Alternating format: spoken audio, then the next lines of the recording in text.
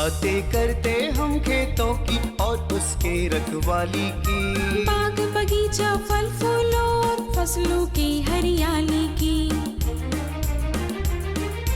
हम बीजों की बातें करते उत्तम जल संसाधन की, हम तकनीकी बातें करते फसलों के उत्पादन की। हर किसान का सपना सच हो जीवन सुखद बनाने को, गाँव-गाँव के हर आंगन का प्यारा सा ये दर्शन। कृषि दर्शन, कृषि दर्शन, कृषि दर्शन, कृषि दर्शन, कृषि दर्शन, कृषि दर्शन, कृषि दर्शन, कृषि दर्शन।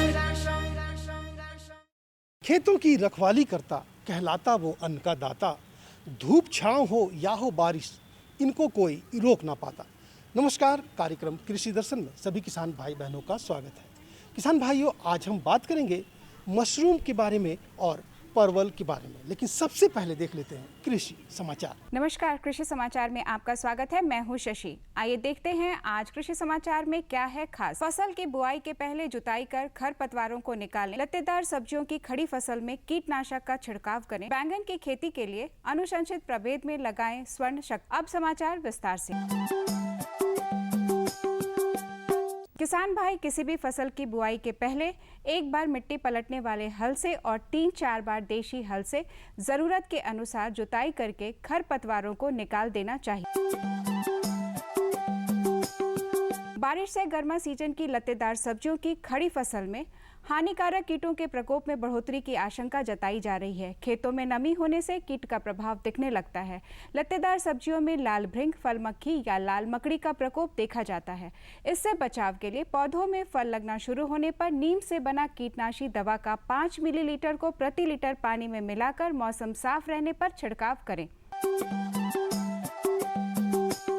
यदि आप मछली पालन करना चाहते हैं तो प्रशिक्षण आवश्यक है। यह प्रशिक्षण कृषि विज्ञान केंद्र दिव्यायन रांची में 3 माह का दिया जाता है। सरकारी विभाग से भी 3 या 4 दिन का प्रशिक्षण ले सकते हैं।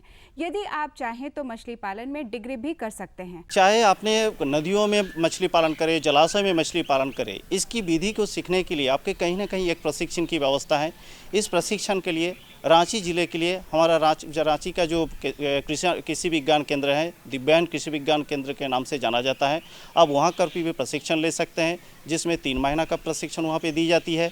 अपने किसी भी सरकारी विभाग में जा कर के भी 3 दिवसीय, 5 दिवसीय, 7 दिवसीय प्रशिक्षण भी आप कर सकते हैं। अगर इसके अतिरिक्त आपने अगर इसमें डिग्री कोर्स करने चाहते हैं तो हमारे झारखंड क्षेत्र में BAU के द्वारा बिरसा कृषि विज्ञान केंद्र के द्वारा फिशरीज का कॉलेज खुला गया है। वहां पे आपने जा कर के इसकी विस्तृत जानकारी के साथ साथ अपने डिग्री भी हासिल कर सकते। बैंगन की खेती से अधिकाधिक उत्पादन लेने के लिए 200 ग्राम बीज प्रति हेक्टेयर लगाएं। कतार से कतार की दूरी 60 सेंटीमीटर और बीज से बीज की दूरी 60 सेंटीमीटर रखें। बेहतर उत्पादन के लिए अनुशंसित प्रभेद में स्वर्ण शक्ति विजय, स्वर्ण संपदा 6 लगाएं। बैंगन की खेती के लिए दोमट और बालुई दोमट मिट्टी उपयुक्त है। बुआई के समय गोबर खाद 300 क्विंटल, नेत्रजन 200 किलोग्राम, स्फोर 150 किलोग्राम, पोटाश 100 किलोग्राम प्रति हेक्टेयर खेत में मिलाएं। साथ ही 8 से 10 दिनों पर सिंचाई करते रहें। किसान भाई डिबलिंग विधि में बीजों को बोने के लिए रोटरी डिबलर नामक कृषि यंत्र का प्रयोग कर सकते हैं। इसकी कार्यक्षमता 1 से 1.5 एकड़ प्रतिदिन है। आज की विशेष जानकारी है बैगन फसल में बंधक कीटक और फल छेदक कीटों के रोकथाम के बारे में। किसान भाई बैगन फसल में बंधक कीट और फल छेदक कीट के रोकथाम के लिए 5 गंधपास यानी 5 फेरोमोन ट्रैप प्रति हेक्टेयर की दर से खेत में लगाएं। कीट इसमें फंस जाएंगे और फसल कीट मुक्त रहेगा। अब एक नजर राज्य के 5 प्रमुख शहरों के मौसम के मिजाज। आज राज्य के 5 प्रमुख नगरों के अधिकतम और न्यूनतम तापमान कुछ इस प्रकार दर्ज किए गए। रांची का अधिकतम तापमान 32 डिग्री सेल्सियस और न्यूनतम 23 डिग्री सेल्सियस। जमशेदपुर का अधिकतम तापमान 34 डिग्री सेल्सियस और न्यूनतम 26 डिग्री सेल्सियस। मेदिनीनगर का अधिकतम तापमान 36 डिग्री सेल्सियस और न्यूनतम 27 डिग्री सेल्सियस।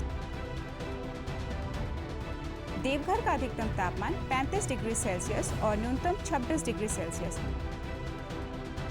धनबाद का अधिकतम तापमान 32 डिग्री सेल्सियस और न्यूनतम 26 डिग्री सेल्सियस दर्ज किया गया।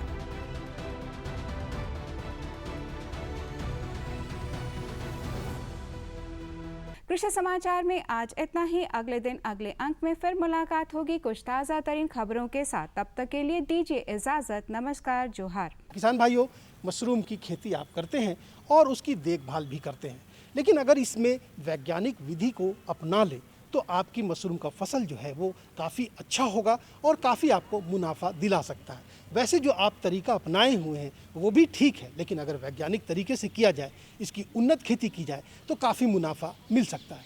जैसा कि आप सभी जानते हैं कि मशरूम एक खाने वाला फफूंद है और झारखंड में मौसम के हिसाब से अलग अलग मौसम में अलग अलग प्रजाति मशरूम की अलग खेती की जाती है, अलग अलग प्रजातियों की खेती होती है। जैसे कि अगर हम बात करेंगे तो जो ठंडा है, ठंडा का समय है, जाड़े का समय है, जिसमें कि टेम्परेचर 15 से 20 डिग्री तापमान रहता है वातावरण में, तो उस समय में जो है सो किसान भाई बटन मशरूम की खेती कर सकते हैं। सीजनल आधार पर बटन मशरूम की खेती आसानी से हो सकता है। लेकिन जब तापमान थोड़ा अधिक हो जाता है, जैसा कि 20 से लेकर 30 डिग्री के बीच में, तो 20 से लेकर 30 डिग्री के बीच में जब वातावरण में तापमान रहता है तो उस समय जो है सो किसान भाई ढिंगरी मशरूम, जिसको कि ऑयस्टर मशरूम कहते हैं, उसकी खेती आसानी से कर सकते हैं। लेकिन गर्मी के मौसम में जबकि तापमान बहुत अधिक रहता है तो उस समय में किसान भाई जो है सो मिल्की मशरूम या दूधिया मशरूम की खेती बहुत आसानी से कर सकते हैं। दूधिया मशरूम के लिए जो तापमान है नॉर्मल, वो 25 से लेकर के 35 डिग्री का तापमान चाहिए।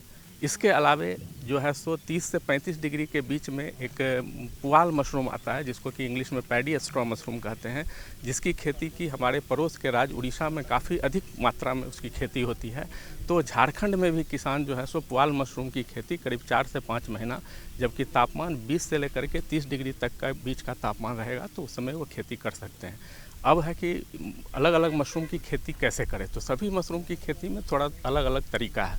जैसे हम अगर बात करते हैं शुरू से ढिंगरी मशरूम का, तो ढिंगरी मशरूम की खेती के लिए जो है सो आप इसकी खेती जो है सो सबस्ट्रेट के रूप में, जो मेन जो आपका पदार्थ है जिस पर कि आप मशरूम को उगाएंगे, उसके लिए आप पैडी स्ट्रॉ है ना, या गेहूं का भूसा, धान का स्ट्रॉ, आप इसको यूज कर सकते हैं। कुछ लोग जो है सो गन्ने का जो है सो खोआ जो है उसको भी यूज़ करते हैं, लेकिन ये झारखंड में संभव नहीं है। यहाँ धान, पैडी स्ट्रॉ और व्हीट स्ट्रॉ बहुत आसानी से मिलता है और किसान भाई इसको दोनों में से किसी में लगा करके या दोनों को मिला करके भी कर सकते हैं। अब है कि इसको कैसे करें, तो पैडी स्ट्रॉ के लिए जो है सो आप स्ट्रॉ को जो है सो थोड़ा बड़ा साइज का, करीब 1.5 से 2 इंच का साइज का काट लेंगे और उसको आप कोई मशीन से कटवा सकते हैं, अपने से भी काट सकते हैं। बहुत छोटा रहने से क्या है कि उसको स्टेलाइजेशन में, निर्जलीकरण में काफ़ी परेशानी होती है। उसमें अदर फफूंद, अदर कीड़े के रहने का प्रकोप होता है अधिक, जिससे कि बाद में इन्फेक्शन आने का चांस रहता है। इसीलिए थोड़ा पैडी स्ट्रॉ को बड़े साइज में काटने की कोशिश करेंगे। उसके बाद जो है सो इसका स्टेलाइजेशन जो है सो हम कई मेथड से करते हैं।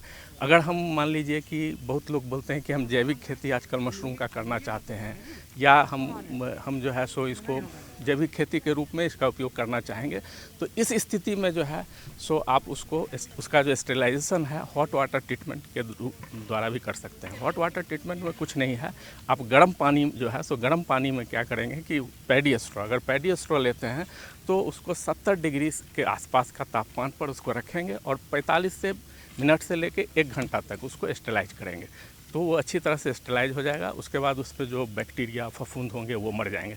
अगर आप व्हीट स्ट्रॉ का प्रयोग करेंगे तो व्हीट स्ट्रॉ के लिए जो है सो समय थोड़ा सा ज़्यादा समय लगेगा और तापमान थोड़ा कम लगेगा। 60 डिग्री तापमान पर उसको 1 घंटा, सवा घंटा तक हम उसको स्टेलाइज करेंगे, तो ये किसान भाई कर सकते हैं। लेकिन अगर उनको दिक्कत समझ में आता है हॉट वाटर ट्रीटमेंट में, तो वो जो है सो केमिकल स्टेलाइजेशन भी कर सकते हैं, रासायनिक विधि से भी स्टेलाइजेशन कर सकते हैं और वो काफ़ी आसानी से उसका भी स्टेलाइजेशन हो सकता है। उसके लिए हमको 202 दवा चाहिए, फॉर्मेलिन और बेविस्टिन। बेविस्टिन जो है सो अदर फफूंद अगर उसमें है तो उस अदर फफूंद को मारने का काम करेगा, और फॉर्मेलिन जो है सो अगर उसमें अन्य कोई कीड़े हैं, उसके अंडे हैं, तो उसको मारेगा।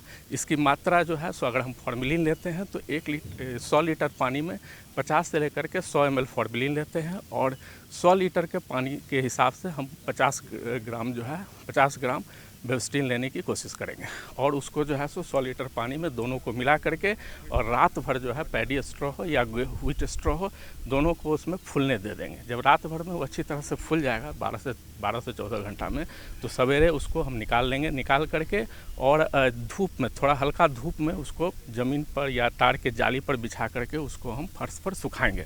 सुखाने के बाद हम उसको उससे इतना पानी निचोड़ेंगे कि निचोड़ने के बाद हम उसमें देखेंगे, हाथ से दबा के देखेंगे तो वो पानी थोड़ा भी दबना नहीं, पानी दबने के बाद निकलना नहीं चाहिए, लेकिन हाथ जो है, हथेली जो है तो ये भींगा रहेगा। कहने का मतलब है, हम लोग बोलते हैं कि 50 से लेकर के 60 डिग्री, 50 से लेकर 60% उसमें नमी होना चाहिए। 50 से 60% नमी किसान समझ नहीं पाते हैं, इसलिए उसको दाब के देखेंगे। उसके बाद बैगिंग करेंगे। बैगिंग का भी जो है ये जो है सो आपको oyster मशरूम के लिए बहुत आसान है और बहुत आसान तरीक़ा से हम एक PP बैग लेंगे। PP बैग का साइज़ जो है सो 18 से लेकर के 22 इंच के हिसाब से हो सकता है और जिसमें कि 4 से 5 किलो आपको फुला हुआ कुट्टी उसमें अटेगा। उसको हम 4 लेयर में स्पॉनिंग करेंगे। 4 लेयर में जो है सो मशरूम के बीज को स्पॉन बोलते हैं। मशरूम के बीज जो है अच्छे जगह से खरीदेंगे और 4 लेयर में उसको लगाएंगे।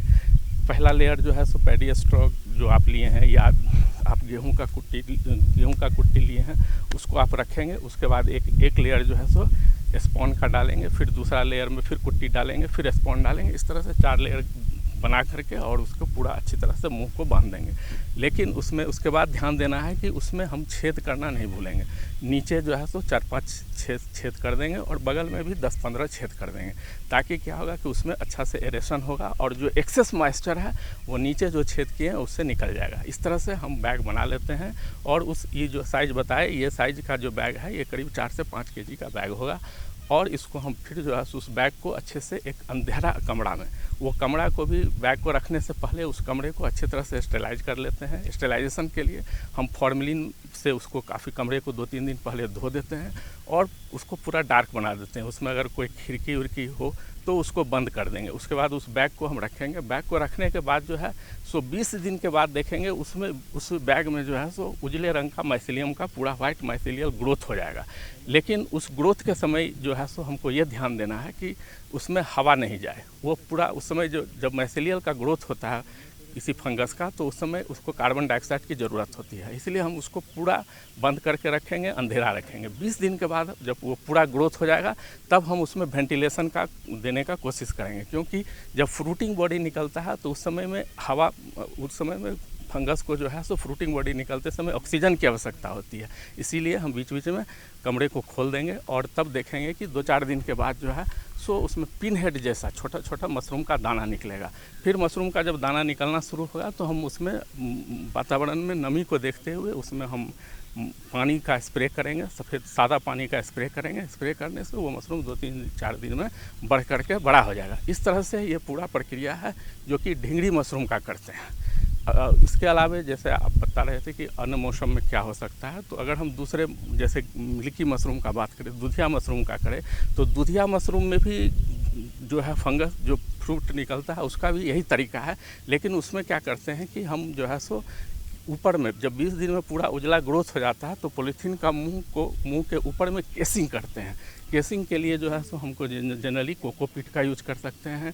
जो गार्डन सॉइल है, गार्डन सॉइल का यूज कर सकते हैं। FYM, अगर हमको 2 साल पुराना FYM जो मिले अगर तो उसको भी यूज कर सकते हैं। तो उसमें हम केसिंग कर देंगे। जब पूरा ग्रोथ हो जाएगा तो उसके बाद उसमें केसिंग कर देंगे। केसिंग करने के बाद उसमें अगर हम थोड़ा थोड़ा नमी देते रहेंगे, नमी को चेक करेंगे तो उससे फ्रूटिंग बॉडी फिर निकलना शुरू होगा। तो ये हमारा मिल्की मशरूम या दूधिया मशरूम का विधि। उसी तरह से अन्य मशरूम का भी अलग अलग विधि है। किसान भाइयों, आप बड़े पैमाने पर सब्जी की खेती करते हैं और बहुत अधिक संख्या में यहाँ से सब्जी दूसरे राज्यों में भी जाता है और आप मुनाफा कमाते हैं। इस वक्त आपके खेतों में परवल फसल लगा हुआ है, तो उसकी जो है जो देखभाल है वह कैसे की जाए, इसके बारे में हम आपको फीचर के माध्यम से दिखाते हैं। देखिए, परवल की खेती पहले हमारे झारखंड प्रदेश में नहीं होती थी, लेकिन पिछले 20-25 वर्षों का जो अनुसंधान का परिणाम रहा, हम लोगों ने देखा कि अभी झारखंड के जलवायु में भी परवल की खेती सफलतापूर्वक की जा सकती है।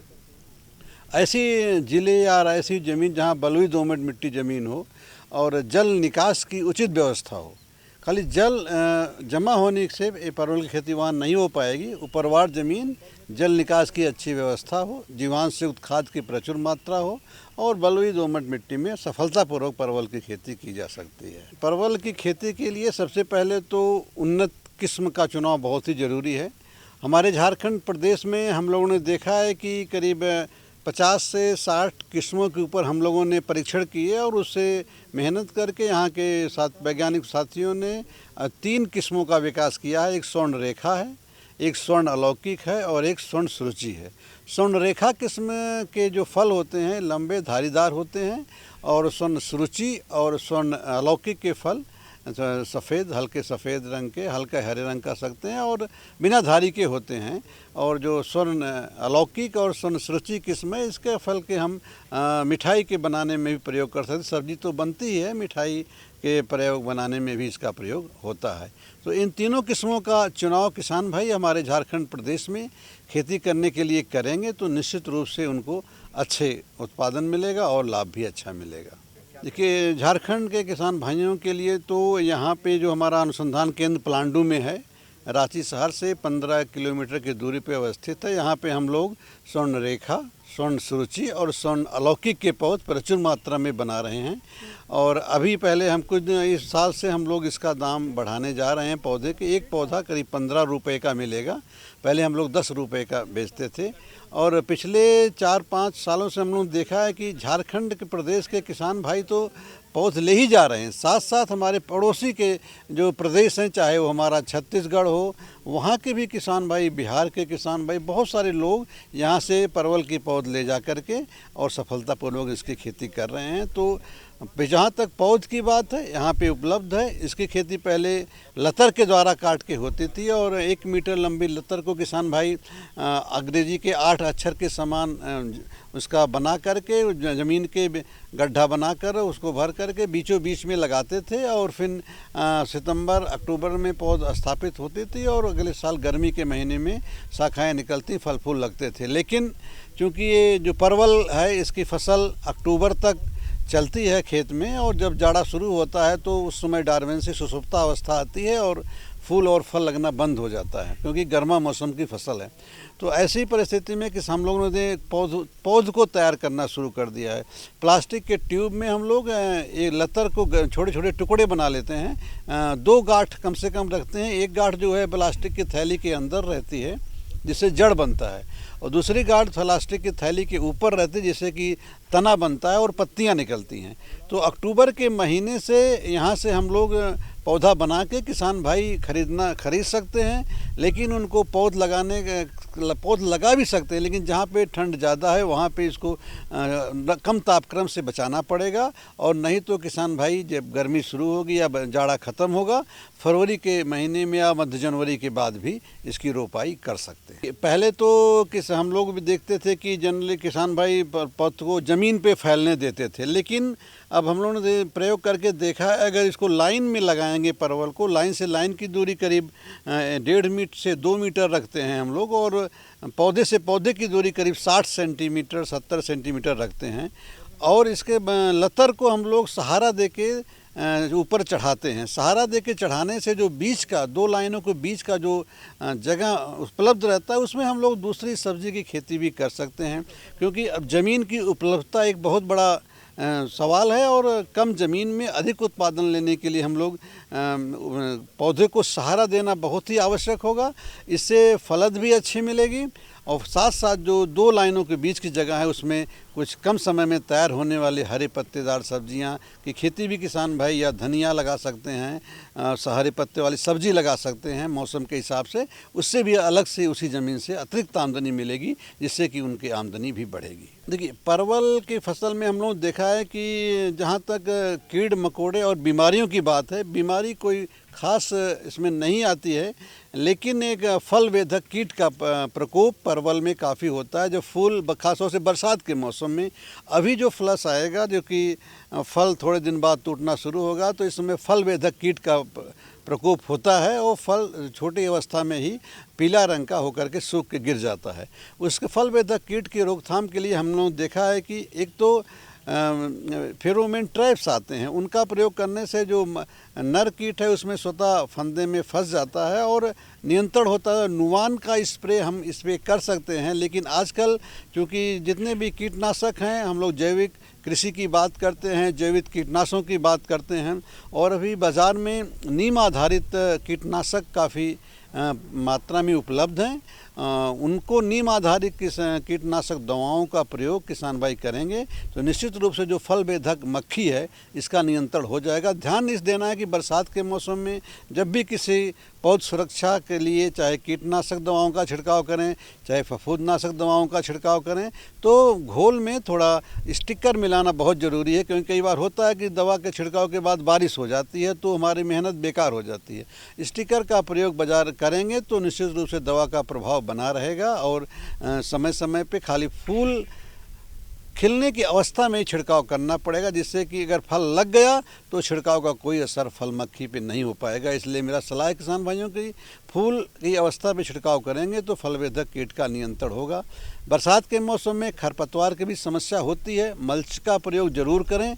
मल्च के प्रयोग से खरपतवार स्वतः नियंत्रित हो जाते हैं और दूसरे खरपतवार को हाथ से भी निराई गुड़ाई करके निकाल सकते हैं। किसान भाइयों, मुझे उम्मीद है कि ये जानकारी आपको अच्छी लगी होगी और इस पर आप अमल करके मुनाफा अपना दोगुना भी कर सकते हैं। फिलहाल आपसे विदा लेते हैं, लेकिन जाने से पहले आपको बता दें कि ये कोरोना काल है, बिना वजह अपने घर से बाहर ना निकले। अगर निकलना भी है तो मास्क का प्रयोग ज़रूर करें, क्योंकि इसका कोई इलाज नहीं है और अगर आप थोड़ी सी सावधानी बरतेंगे तो इससे आप निजात पा सकते हैं। फिलहाल अब हमें दीजिए इजाज़त, लेकिन जाने से पहले हमारा पता लिख डालिए। हमारा पता है कार्यक्रम कृषि दर्शन, कृषि प्रकोष्ठ द्वारा केंद्र निदेशक, दूरदर्शन केंद्र, रातू रोड, रांची, पिन संख्या 834001। तो हमें रहेगा बेसब्री से आपके खतों का इंतज़ार। तब तक के लिए दीजिए इजाज़त। नमस्कार।